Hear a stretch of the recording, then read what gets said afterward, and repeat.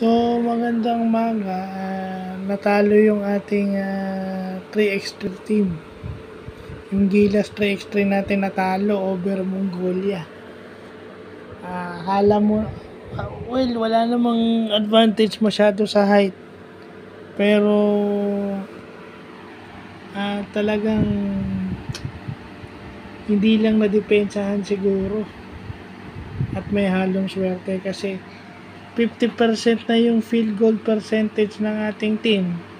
Pero yung Mongolia is 63.6%. So maganda na yung ating shooting field goal percentage, pero mas maganda yung field goal percentage ng kalaban. So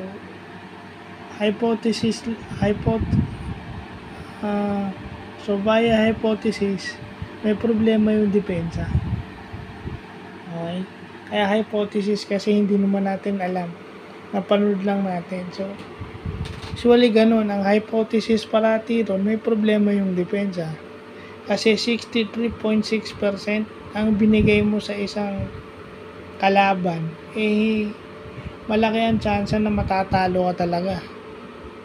Pero isang talo pa lang naman So, sana makabawi next game kasi sayang yung dalawang sunod na panalo.